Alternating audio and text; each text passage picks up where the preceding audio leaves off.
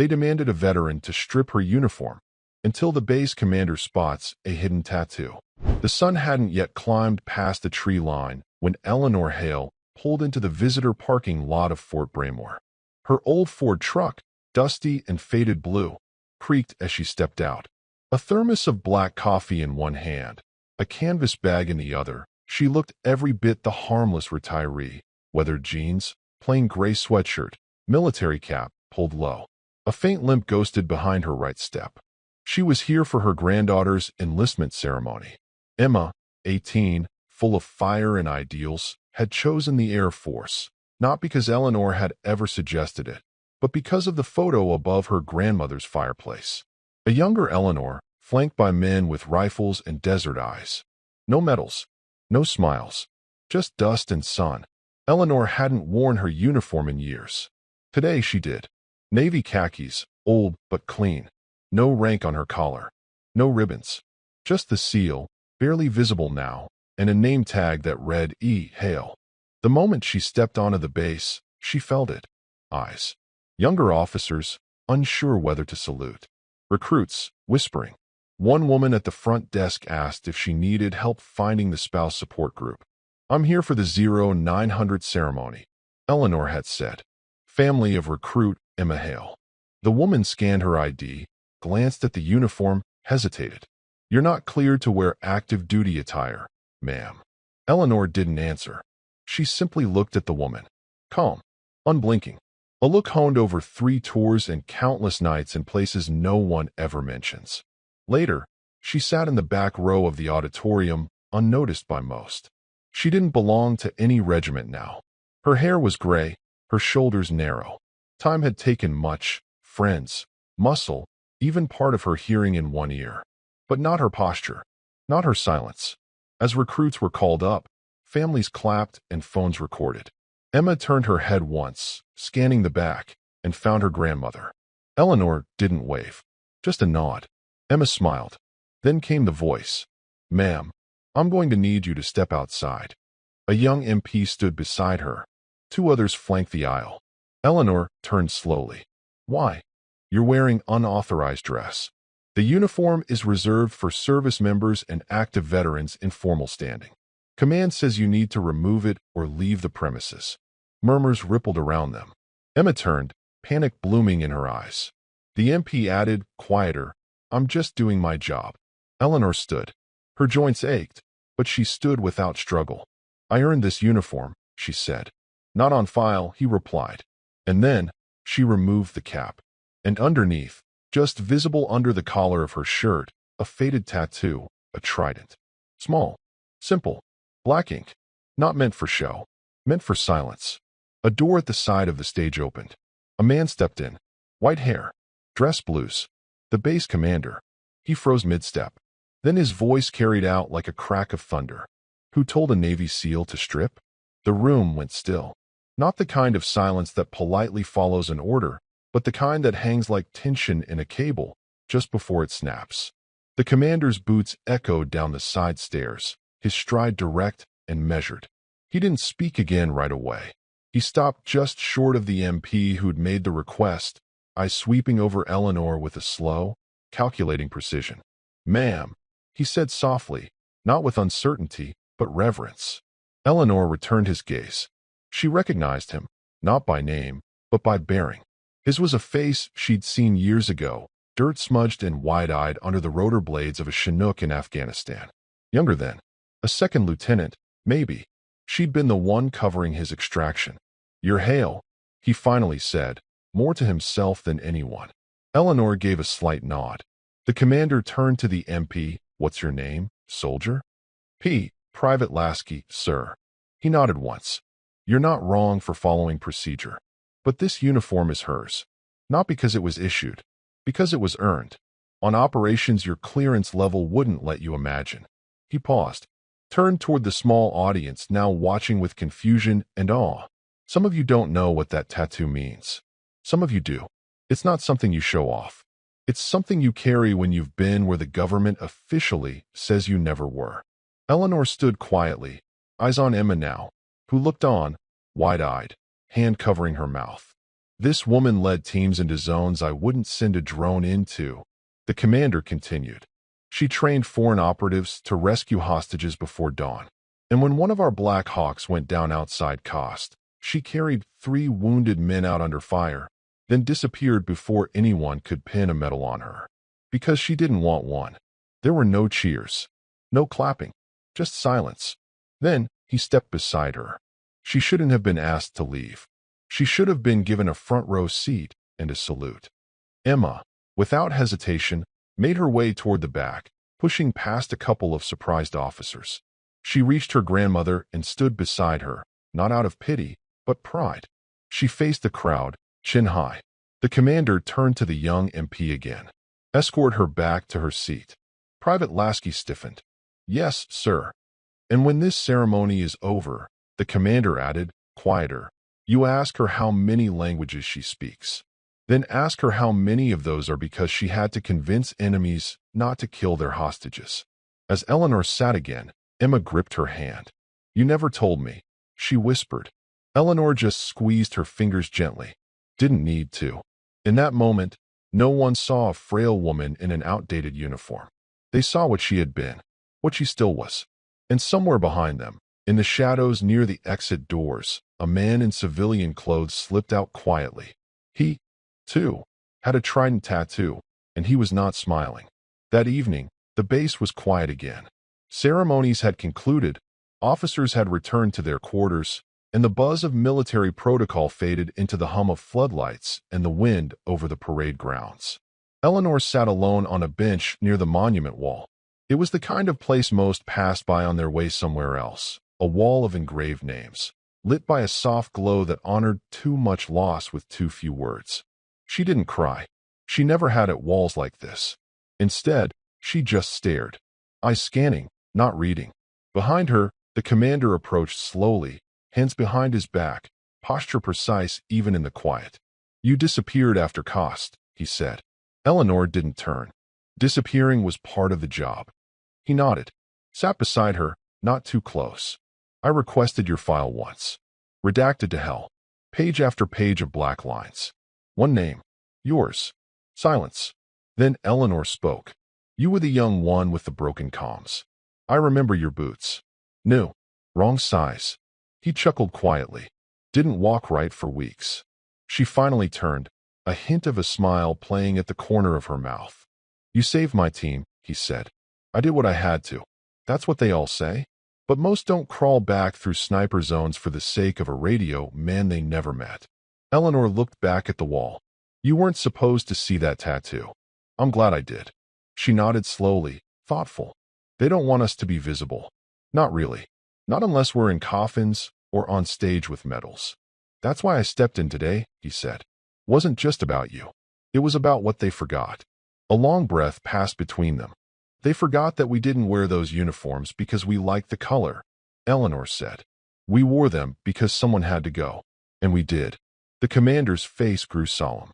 You still carry it like you never left, he said quietly. I never did. From behind them, footsteps approached. Emma. Sorry, she said, slowing. Didn't mean to interrupt. You're not, Eleanor replied gently. Emma sat on her grandmother's other side, folding her hands in her lap. I called Mom, she said. Told her everything. Eleanor arched a brow. Emma laughed nervously. Well, not everything, but enough. She cried. Eleanor nodded. She always thought I just worked logistics. You didn't. I did. Sometimes. A pause. And sometimes, I did what couldn't be written down. Emma looked at the wall, then back to her grandmother. You're not just someone's grandma, she said.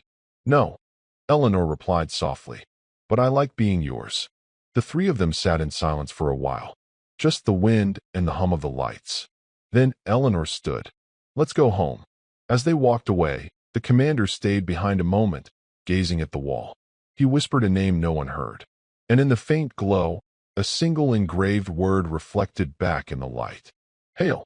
The next morning, Eleanor stood in her kitchen, the kettle steaming softly behind her. The old house groaned with the weight of years, wood floors uneven, cabinets squeaking, sun filtering through curtains stitched decades ago. It wasn't much, but it was hers. She'd earned this silence. She opened a folder, the same one she kept in the back of a locked drawer. Inside were papers worn thin from time and handling. No citations, no commendations, just vague forms with heavy redactions, declassified headers, and one letter, handwritten in ink, folded in half. She didn't read it today. She never did anymore. Instead, she pulled out an old photo. Black and white, grainy. 6 figures in desert gear. No names, no smiles. She was the only woman. You'd miss her if you didn't know what to look for. Half-shadowed, rifle across her chest, eyes hollow from what came before and what she knew would come after. The doorbell rang. Eleanor took a moment before answering. When she opened it, the sunlight silhouetted a young man in uniform. Army. Lieutenant. Nervous, polished shoes, unsure hands. Ma'am. Eleanor Hale. Yes. I was told to deliver this personally. He handed over a sealed envelope. Official. Heavy. Eleanor frowned, but took it without a word. She waited until he'd walked off the porch, back to the car idling across the gravel, before she opened it. Inside, a formal letter on Department of Defense stationery. In light of recent revelations and the reclassification of Operation Cold Ember, we are authorized to recognize Eleanor Hale as a decorated veteran of covert operations under the Joint Special Operations Command. Per approval by the Secretary of the Navy, retroactive honors are being processed. Please confirm receipt. We thank you for your continued silence, your integrity, and your extraordinary service. Her hands didn't tremble, but her jaw did tighten. They always came late, she thought. Too late. She walked back inside and left the letter on the counter. It could wait. Outside, in the gravel driveway, Emma's car pulled up. She stepped out with a bag of groceries, a smile, and that eager energy of someone who didn't know how much pain the world could hold yet, and still deserved the chance to find out slowly. Morning, she called. I got those crackers you like. You didn't have to, Eleanor replied, helping with the bag anyway. You say that, but you always eat the whole box. Eleanor let a faint smirk slip. Inside, they sat down to tea and crackers. Emma chatted about training dates, forms she had to fill, and the other recruits she was grouped with. You know, Emma said suddenly, between bites. Everyone's been asking me about you. Word spread fast after yesterday. They keep asking what you did. I don't know how to answer. Eleanor looked at her.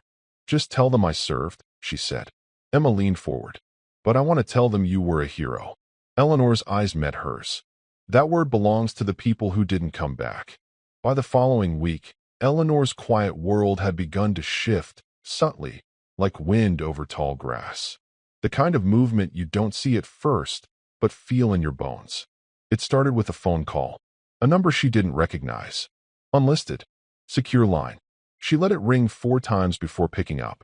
Hale, she answered instinctively. The voice on the other end was slow, grizzled, familiar. Still answering the same way, I see. Eleanor blinked once, leaned against the kitchen counter. Wexler, didn't think you'd remember me. I remember all of you. There was silence on the line, not empty, but heavy with the weight of shared ghosts. I saw what happened on base, he said. You weren't there. I didn't need to be. I got 4 messages within an hour. The old network lit up like it was 2008 again. Eleanor moved to the window, watched the sun cut through the clouds. You're not supposed to be watching bases. None of us are. Doesn't mean we stopped caring. Wexler paused. Couple of the boys want to see you. Well, men now. Gray hair, bad knees, PTSD, and all. Eleanor chuckled dryly. That's the best recruiting pitch I've heard in a while. They're serious, Ellie. You gave us hell back then. Taught us how to think in the dark. How to leave no one behind. That kind of leadership stays with a man. She was quiet. They think you're hiding out. I'm not hiding. I'm resting. They say the same thing about bears. She smiled. I'll think about it, she said. No pressure. We're meeting next month in Colorado. Small thing. No uniforms. Just stories and scars. She didn't answer. Before hanging up, Wexler said, Glad they saw it. The tattoo, I mean. Eleanor looked down at her forearm. It wasn't for them. I know. But it reminded the rest of us that we exist. That we mattered. Click. Eleanor stared at the receiver a long moment before setting it down gently. Later that afternoon, she and Emma walked through the town square. The flag above the courthouse fluttered, half-mast for someone else. The bronze soldier statue still bore the nick in its rifle from that one storm years ago. Familiar faces nodded politely. Some stared a little longer than usual. "They know," Emma said quietly. "They think they know," Eleanor corrected. "Is that a bad thing?" Eleanor considered. "No, but truth gets heavier when too many hands try to lift it." As they walked, an older man sitting on a bench tipped his cap to Eleanor. "Ma'am," he said respectfully. She tipped hers in return. No words needed. That night, a letter arrived in the mail. No return address. Inside, a photo.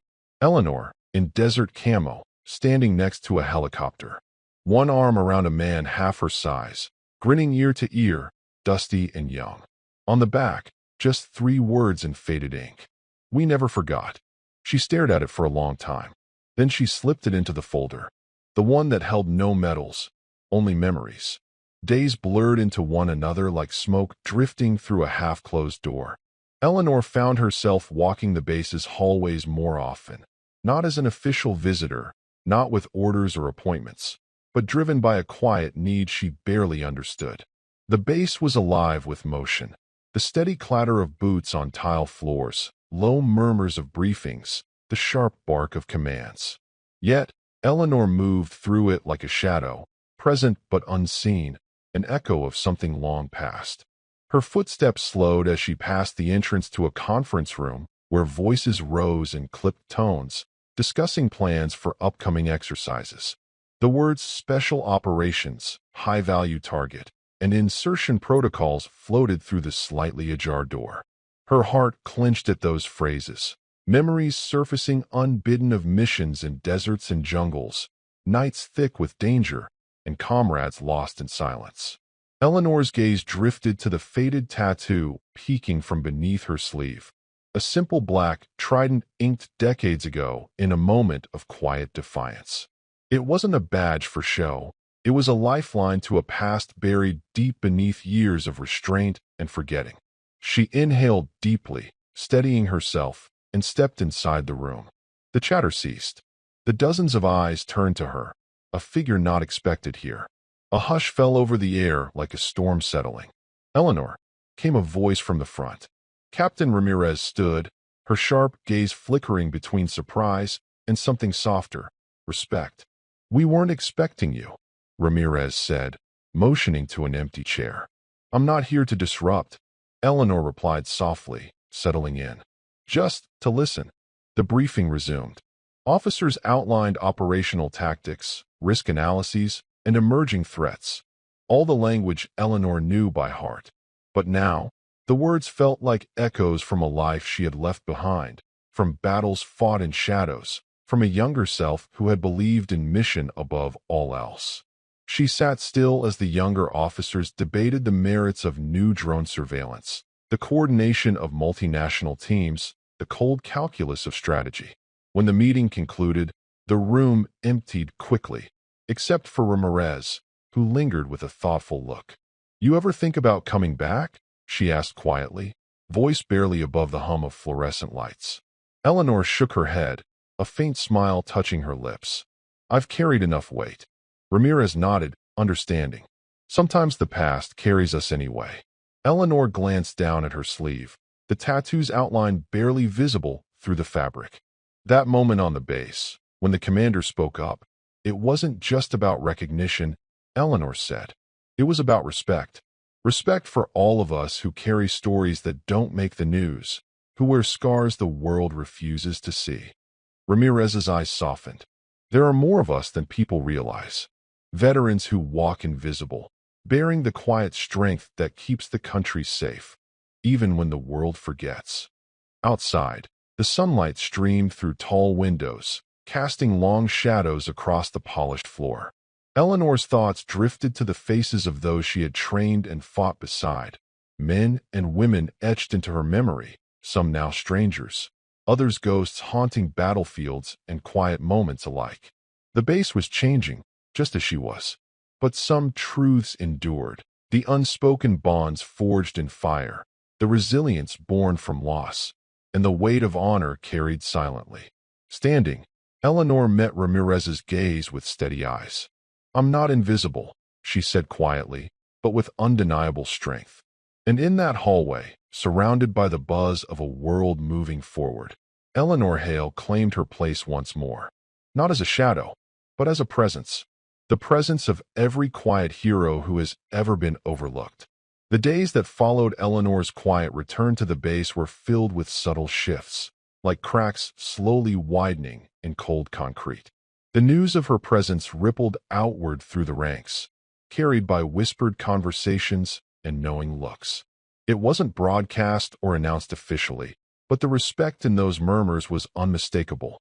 At the commissary line, younger soldiers glanced her way, recognizing the weight she carried even without the polished medals.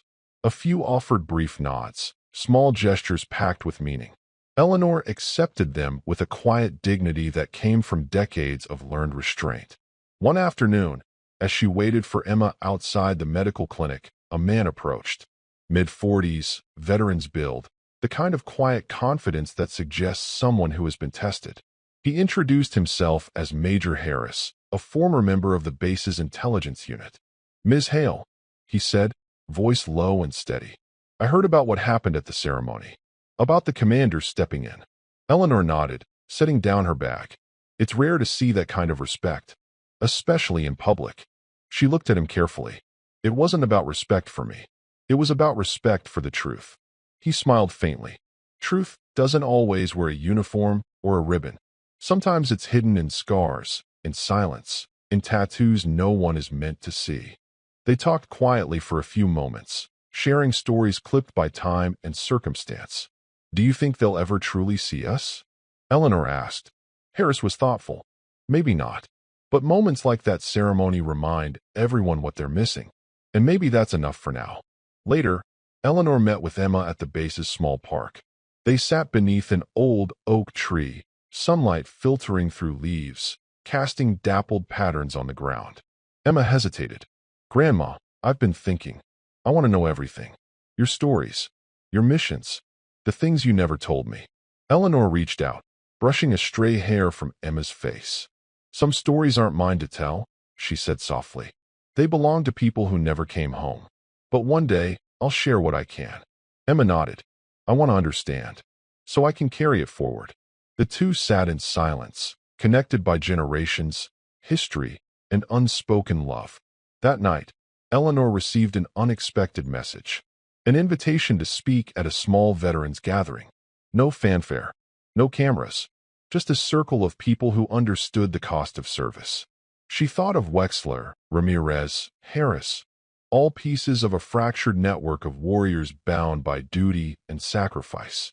As she prepared for the gathering, Eleanor felt a quiet resolve settle in her bones. Maybe this was the beginning of something new, a chance to reclaim stories lost to silence, to remind the world, and herself, that some battles are fought long after the uniform is folded away. The evening air was cool, with a faint whisper of autumn weaving through the trees as Eleanor pulled into the gravel parking lot outside the small community hall just beyond the base's perimeter. The building was unassuming, a weathered brick structure with peeling paint and a single flickering porch light. Inside, however, it was alive with quiet energy. Soft golden lights hung from the ceiling, casting a warm glow over worn wooden tables and folding chairs. The faint aroma of coffee mingled with the scent of old paper and leather, familiar and comforting to anyone who'd spent years surrounded by memories both painful and proud. Veterans filtered in steadily, some wearing their uniforms proudly adorned with ribbons and medals, others in civilian clothes that bore the marks of hard work and long nights. Their faces were lined with stories that no one outside these walls could fully grasp. Some shuffled slowly, leaning on canes or each other, while others stood with a quiet strength that time had only tempered, never diminished. Eleanor stepped inside, the soft murmur of voices ebbing into a hush as she entered. Wexler was the first to greet her, a grizzled man with a salt and pepper beard and eyes sharp as ever, though shaded with age. "Ellie," he said, voice warm but low, glad you made it." Behind him came Ramirez, her presence steady and calm, followed by Harris and several others. Faces Eleanor recognized from fleeting moments over the years, and some new ones she didn't. Each carried the unspoken weight of battles fought, losses mourned, and secrets kept. When it was Eleanor's turn to speak, she rose slowly from her seat. The room fell silent. Not the kind of silence that waits for applause, but a silence heavy with respect and understanding. She stood before them, a woman who carried her past like a weathered map, edges frayed but the route clear.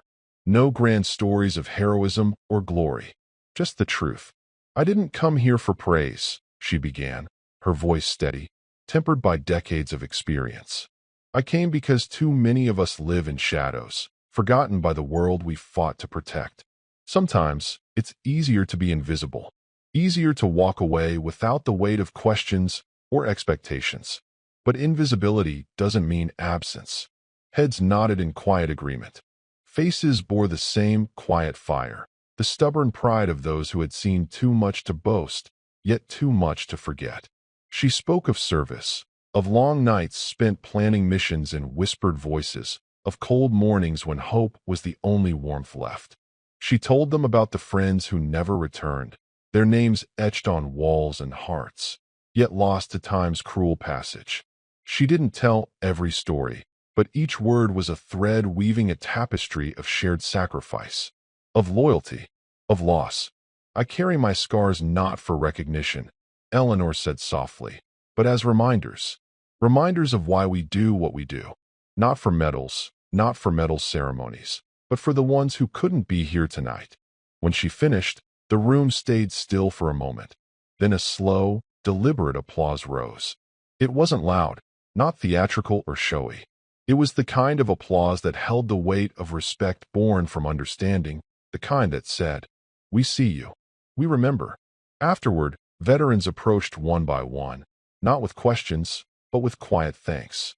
A firm handshake, a nod, a shared glance heavy with unspoken stories. Emma watched from the side, her eyes shining with pride and awe. She saw not just the woman who was her grandmother, but the warrior beneath, the bearer of a legacy too vast for words. Later that night, as Eleanor drove home under a sky full of stars, she felt the tattoo on her forearm differently. Less a secret, more a bond connecting her to those who had walked the same dark paths. It was a reminder that even in silence, there is strength, and that sometimes the quietest voices carry the deepest truths. The morning air hung heavy with the scent of damp earth and faint pine as Eleanor sat at the kitchen table, the worn surface cool beneath her hands. Her coffee had long since cooled, untouched, while her thoughts drifted to the previous night's gathering. Faces, stories, and quiet acknowledgments swirled in her mind, a stark reminder that the past never truly fades. It waits, patient, persistent. A sudden, soft knock at the door broke through the quiet. Eleanor's eyes flicked toward the entrance, surprised. Visitors were rare these days. Opening the door, she found a man standing there, mid-30s, dressed in simple civilian clothes, but with a posture that betrayed military discipline. His gaze was steady, respectful. "Miss Hale?" he asked. "Yes," she replied cautiously, studying the stranger. "I'm Captain Daniels," he said, his voice calm but firm. "I work with the Department of Defense, Veterans Affairs Liaison Office." Eleanor stepped aside to let him in. "I apologize for the unexpected visit," Daniels began once inside. "But I wanted to personally thank you for your service and extend an invitation." Eleanor waited. "We're launching a new program," he continued, aimed at recognizing veterans whose service was classified or overlooked by traditional records. "People like you." She arched a brow, a flicker of guarded curiosity crossing her face. "Classified," she echoed softly. "Operations that, for years, were off the books. Your missions, those sacrifices, haven't been forgotten. Just hidden. We want to change that. To give voice to those who served in the shadows." Eleanor exhaled slowly, memories of secret deployments and silent sacrifices surfacing unbidden. The weight of years pressed on her chest. "And if I decline?" she asked quietly. "Then we respect that." Daniels replied gently. But know this, your story matters. Whether you choose to share it or not, it deserves to be acknowledged. She glanced out the window at the gray sky, the wind stirring the branches of an old oak. I'll think about it, she said after a pause. Daniels smiled, a mixture of understanding and hope in his eyes. I'll be in touch, Ms. Hale. And thank you for not letting the past be forgotten. As he left, Eleanor stood by the door, the quiet house suddenly feeling less still. The past was no longer a distant shadow. It was moving closer, demanding to be faced. Later, in the backyard, Emma found her grandmother staring at the sky. You're going back, Emma said softly, hope threading her voice. Eleanor turned, a faint smile breaking through. Maybe it's time. The days leading up to Eleanor's decision felt like walking a tightrope stretched thin over a canyon of memories. Each morning, she woke with the weight of 1,000 silent missions pressing down on her chest, and each night, the shadows in her quiet home seemed to whisper reminders of a life once lived in constant vigilance. Emma became her anchor, a steady presence with eager questions and boundless energy. She brought stacks of documents, newspapers, and faded photos, all promising to help Eleanor reconnect with the world she'd left behind. Yet, Eleanor resisted. The past wasn't always a place one could simply revisit. It was more like a locked door, one she held the key to but wasn't sure she wanted to turn. One afternoon, as rain began to tap gently against the window panes, Eleanor sat at her kitchen table, reviewing a folder marked Classified, Operation Cold Ember. The words blurred at the edges as memories surged forth. Desert heat, the crackle of radios, faces in the dark that never smiled, but saved her life. Her phone buzzed, a message from Captain Daniels. Simple and direct, meeting scheduled next Tuesday. Hope to see you there. Eleanor stared at the screen, fingers trembling slightly. This wasn't just paperwork or ceremony. It was stepping back into a world she'd deliberately left behind, a world where silence was both shield and prison. That evening, she met with Emma in the living room, the room filled with the soft glow of a lamp and the quiet hum of the house settling in for night. I don't know if I'm ready, Eleanor confessed. Emma took her hand, warmth grounding her. You don't have to be ready. You just have to take the first step. For the first time in weeks, Eleanor allowed herself a small, genuine smile. I suppose the tattoo wasn't just a secret to hide, she said softly. Maybe it was a reminder that some parts of me never truly left. Emma squeezed her hand. And those parts are what make you who you are. Proud, strong, and finally seen. The next morning dawned clear, the sun breaking through clouds as if offering a new beginning. Eleanor dressed carefully, not in her old uniform, but in a simple blouse and jacket, the trident tattoo hidden beneath the sleeve, still vibrant against her skin. As she stepped outside, the air felt crisp, carrying with it the promise of change. Whatever lay ahead, Eleanor knew one thing for certain. She was no longer invisible. The conference room was unassuming, walls adorned with faded photographs, unit flags, and plaques commemorating battles long past. But to those gathered within, it was a sanctuary, a place where the invisible could finally be seen. Eleanor stepped inside, steady despite the weight settling in her chest. Around the room, a dozen veterans sat quietly, some in worn uniforms, others in civilian clothes. Each face told a story etched in time, lines of fatigue, resilience, sorrow, and quiet pride. Captain Daniels offered a warm nod as she took a seat near the center, beside Wexler and Ramirez, familiar faces now woven into this unexpected community. The meeting began with a low murmur that soon grew into shared stories, spoken in hushed tones or communicated through meaningful silence. They spoke of classified missions, the shadows they operated in, the sacrifices made without fanfare or public praise. When it was Eleanor's turn, she rose slowly, her voice calm, yet resolute. I've carried silence for years, she began, not because I wanted to, but because that was the nature of our service. Silent operations, blacked-out records, and the absence of medals that could reveal too much. She paused, eyes meeting those of the others. But silence doesn't erase the cost. It doesn't erase the lives changed, the friends lost, the nights spent in darkness where every step could be the last. Nods rippled through the room. Some veterans' eyes glistened with unshed tears, years of hidden pain and pride converging in that quiet moment. After Eleanor spoke, the room opened with stories from others, missions whispered, moments of camaraderie and loss, the frustration of invisibility. Wexler broke the tension with a rare joke about bureaucratic red tape, drawing a few genuine smiles. Ramirez's quiet strength steadied the room, reminding everyone of the bonds they shared. The meeting wasn't just about recognition. It was about reclaiming identity, about giving voice to those who had long existed on the fringes of history. As the evening drew to a close, Eleanor stepped outside into the crisp night air. The stars above seemed distant yet unwavering, their light a reminder that even in darkness, presence matters. She looked down at the tattoo on her arm, now a symbol of endurance rather than secrecy. For the first time in a long time, the invisible weight she'd carried began to lift. She was no longer alone in her silence. She was part of a legacy that would not be forgotten. The days after the meeting passed with a rhythm Eleanor hadn't felt in years. The base around her buzzed with life, soldiers drilling under the morning sun, vehicles humming softly on the tarmac, voices carrying orders, laughter, and the occasional sharp bark of discipline.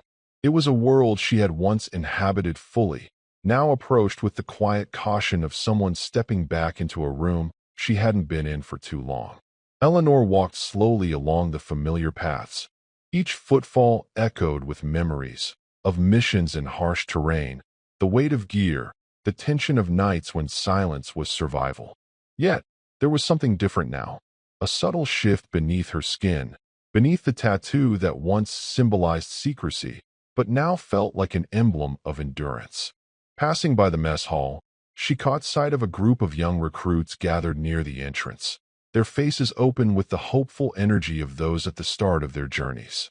One of them, a tall, earnest-looking soldier, noticed her gaze and offered a tentative nod. Eleanor returned it with a small, knowing smile. It was a simple gesture, but in it lay a bridge across generations, a silent acknowledgement that the torch was passing, but the flame endured. Later that afternoon, she found Emma waiting for her on the front porch, hands tucked into the pockets of her jacket, eyes bright with pride and quiet curiosity. "How do you feel?" Emma asked softly. Eleanor looked out over the sprawling fields beyond the house, the late afternoon sun casting long shadows and painting the sky in soft hues of gold and rose. "Stronger," she said after a moment. "Not because the world around me changed overnight, but because I finally feel like I belong again. Like the years of silence and shadows don't have to define me." Emma reached over, taking Eleanor's hand in hers. "You deserve that, more than anyone." That evening, Eleanor sat by the window, the house settling into its familiar creaks and sighs. Outside, stars wheeled slowly across the dark velvet sky, distant but steady, ancient sentinels watching over a world that kept moving forward. The memories she carried were still there, the losses, the invisible battles, the weight of a past too heavy for words.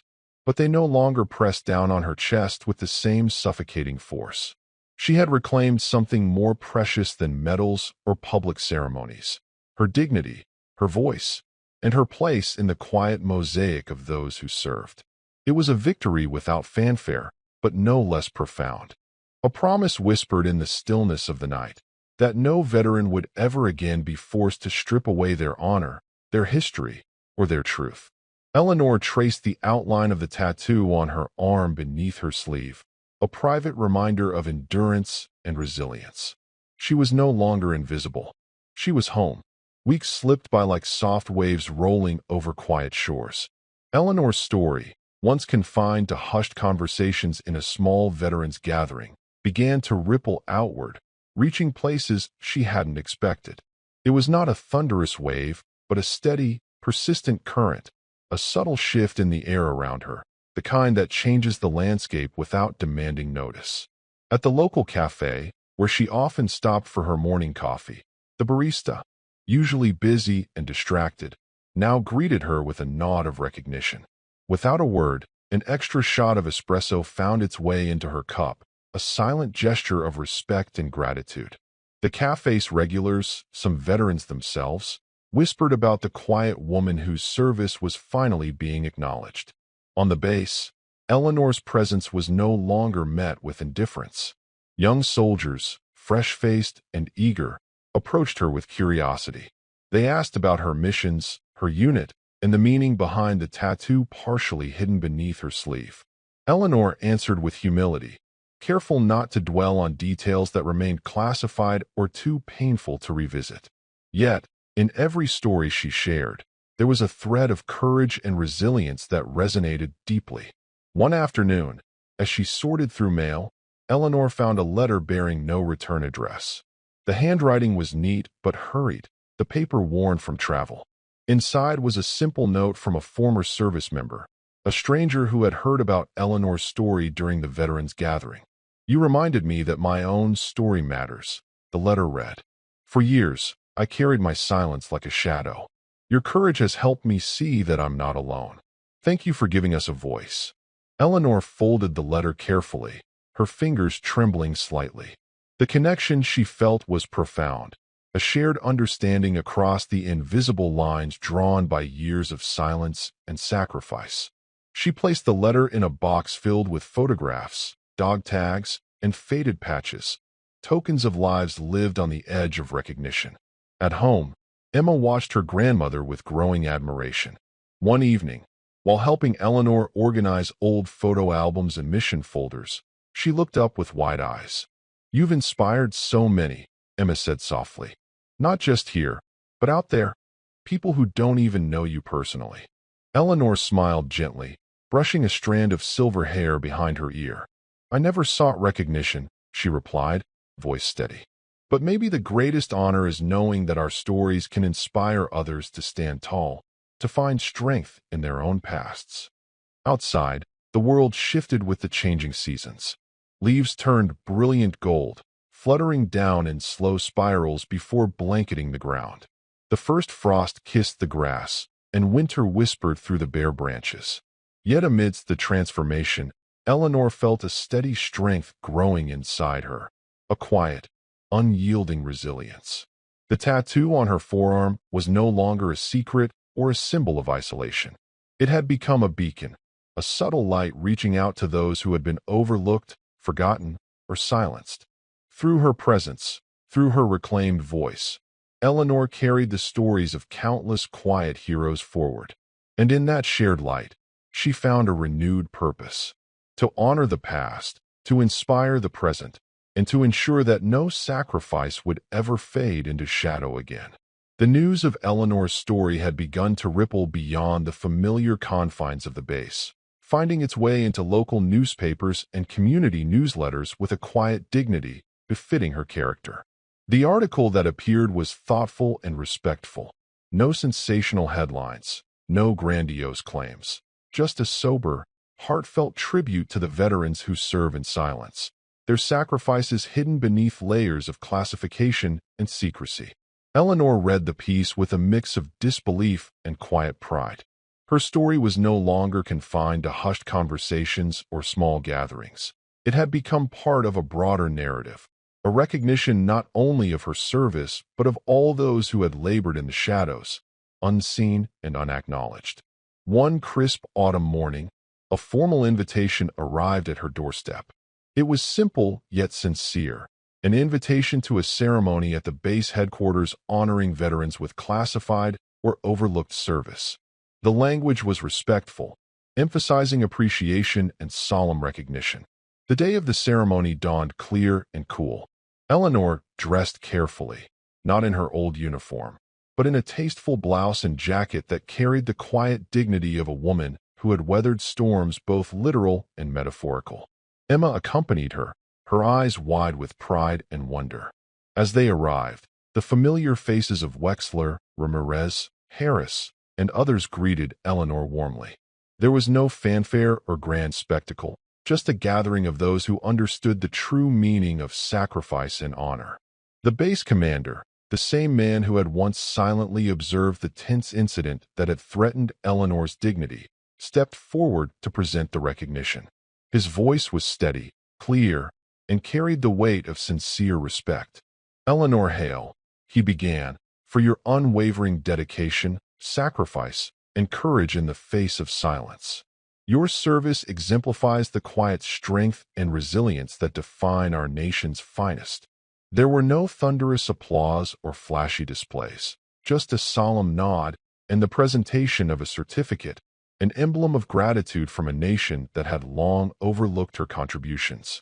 Eleanor accepted the certificate with quiet dignity, her hands steady despite the flood of emotion beneath the surface. The weight of years, of battles fought in shadows, pressed down, but now it felt lighter, shared among those who saw and understood.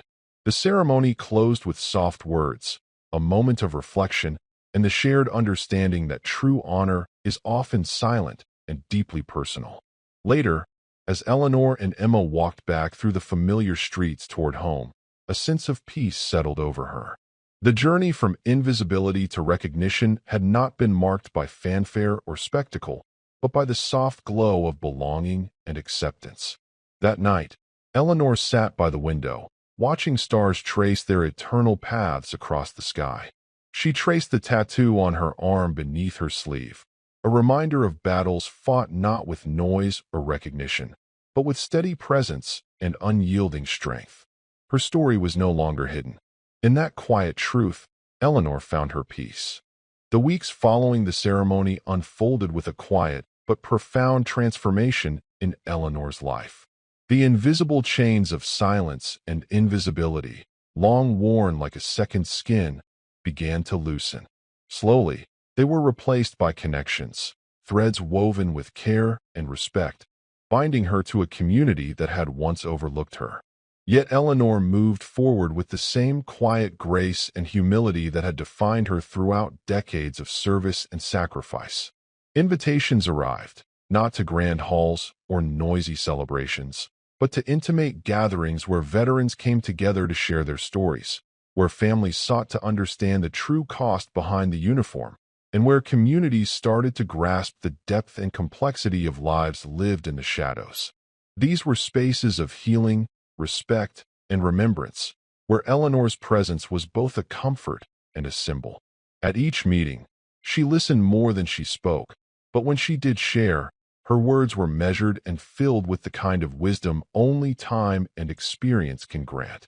She became a living bridge between generations, between those who remembered the weight of their sacrifices in silence and those beginning to understand what that silence meant. Emma stood faithfully by her side, eager and supportive. Together, they began the delicate work of compiling Eleanor's stories, photographs, letters, and mementos, pieces of a legacy that deserved preservation. This wasn't simply about history. It was about reclaiming identity, about ensuring that the sacrifices made in silence would not be swallowed by the passage of time. One evening, as they sat surrounded by boxes filled with faded photographs, worn dog tags, and yellowed mission folders, Eleanor's voice softened with rare vulnerability. "I never wanted the spotlight," she confessed, eyes tracing the edges of an old photograph of her unit. The quiet was familiar, safe in its own way. But if sharing our truths, our stories, helps even one person feel seen, then it's worth stepping into the light. Emma's eyes shimmered with pride and emotion. "You've already changed so many lives. Not just mine, but everyone who's heard your story." Outside, the sun dipped below the hills, painting the sky in rich hues of amber and rose. The fading light wrapped around Eleanor like a gentle embrace, a promise of hope and renewal. The future remained uncertain, as it always does. There would be challenges, moments of doubt, and times when the past threatened to resurface with its weight. But Eleanor felt ready to embrace whatever came next. Not as the forgotten veteran who had once been forced to strip away her dignity, but as a woman who had reclaimed her story with grace, strength, and an unyielding spirit. Her journey was no longer defined by silence or invisibility. It was a new chapter, a narrative shaped by courage, connection, and quiet victories. As twilight gave way to stars, Eleanor looked down at the tattoo beneath her sleeve, a symbol not just of battles fought, but of resilience, honor, and the enduring power of being seen. She smiled softly. Her quiet victory was just the beginning. Eleanor's story never unfolded in grand gestures or sweeping headlines. Instead, it grew quietly, like a steady flame illuminating a dark room, gentle, unwavering, and deeply enduring. As the years passed, the woman once hidden in the shadows of her own silence became a symbol, not just for veterans, but for anyone who had ever felt unseen, unheard, or forgotten. Her voice, once muffled by layers of secrecy and doubt, now carried weight. Invitations came to speak at local gatherings, veterans' halls, and community centers. She never sought the spotlight, but when she spoke, it was with the calm authority of someone who had lived through darkness and found light. Her words were measured, humble, and filled with the raw truth of experience. "I've learned," she told one crowd, "that honor isn't measured by medals or ceremonies. Sometimes it's found in the quiet moments, the sacrifices made without fanfare, the battles fought in silence, and the courage it takes just to keep going." Emma watched her grandmother with profound admiration.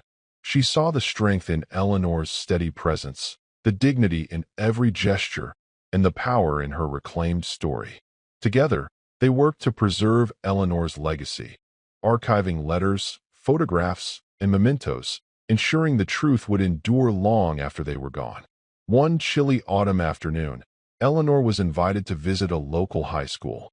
The principal introduced her as a veteran, a woman whose life was a testament to courage and resilience. The classroom fell silent as she entered, the air thick with curiosity and respect. She spoke not only of battles overseas but of battles fought at home, against invisibility, doubt, and silence.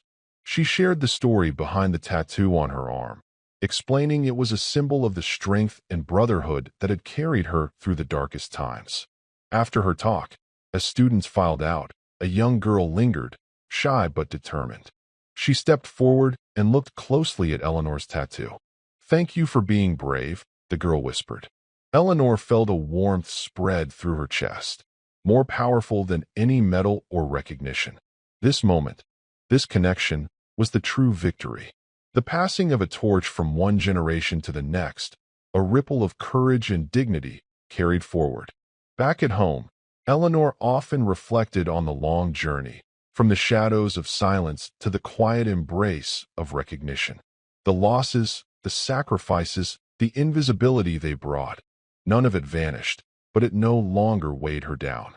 Her tattoo, once a hidden secret, had become a mark of enduring strength, a reminder of battles fought with courage, resilience, and grace. And as the sun set over her quiet neighborhood, casting long golden rays across the porch where she sat, Eleanor felt peace. A deep, lasting peace born not from the absence of struggle, but from the reclamation of her truth. Her story would live on, not just in official records or ceremonies, but in the hearts and minds of those she touched. Her voice, once silenced, would echo for generations to come. Her strength, once unseen, would inspire forever. Her legacy, immortal. Thank you for following this story. If you enjoyed it, please subscribe and share your thoughts below. Where are you watching from? Let us know in the comments. Stay tuned for more immersive tactical stories.